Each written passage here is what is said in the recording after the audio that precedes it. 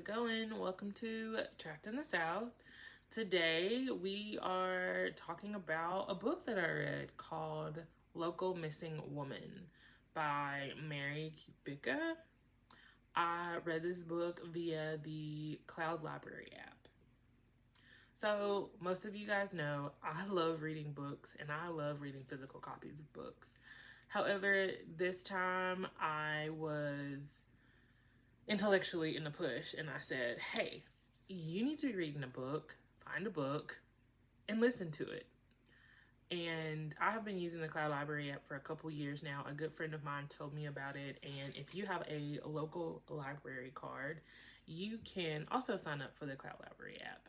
Cloud Library has hundreds probably of ebooks and audiobooks readily available. You can check out, I would say, a couple. It's about these women. So we have Shelby Tebow, we have Meredith, and then we have Delilah, who is Meredith's daughter. So we have Shelby, who is Meredith's patient.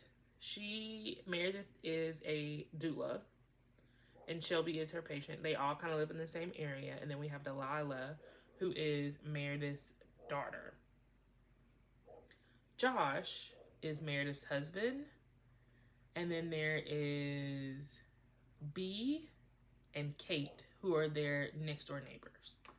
So when you start this book, we run into Meredith wanting to go.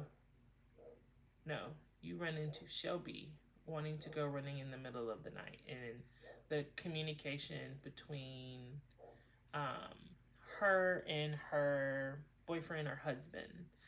It kind of leads to Shelby talking about being in a relationship with somebody else and how she goes and meets this person in the middle of the night or middle of the day and whatever. Then it kind of switches to Delilah. It mentions her being in like a deep, dark basement with another kid, and she's been there for God knows how long, and someone is opening the door, which is a male, to feed her.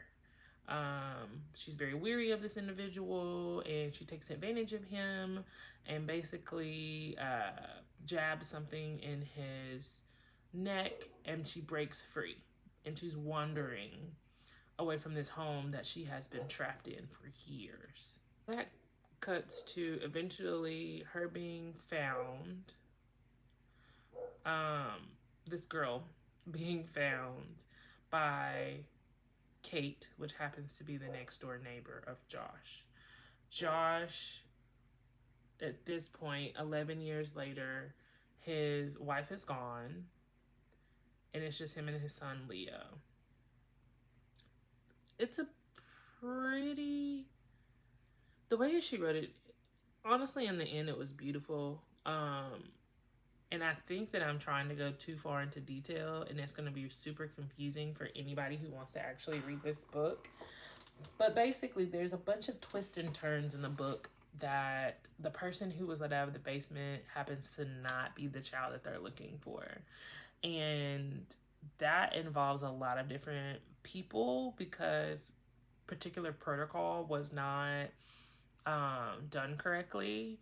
And eventually the people in this neighborhood turn out to not be great people. And the characters in this book are trying to basically get away from the other neighbor, which leads into more people dying, and the biggest discovery of it all, which is finding Delilah, which happens to be under her father's nose basically the whole entire time. So I'm not going to go too deep into how they found her or where she was, but this book really had me thinking a lot about, like, you really can't trust people. You can't trust people who you lived next to for decades, because you have not the slightest idea what their intentions or how they choose to cover up things to protect their own lives. And so that is what I learned in this book. Also, these cookie cutter neighborhoods, like I can see it in my head. It's very Wisteria Lane-ish with a little bit of progressiveness. And people rush to these places thinking that, oh, this is a great neighborhood. I will be safe. I'm going to make friends. We're going to have these great people. But like when push comes to shove, people truly show who they are, and they are for themselves and the protection of themselves in any way, shape, or form. Also, they will watch other people suffer just so that the shoe isn't on the other foot. And if I had to give this book a rating, I probably would give it probably between a 3 and a 3.5, just because like in the end of the book, I literally, like if this was a movie, I probably would have been on the edge of my seat, like in disbelief. Like the book was really well written.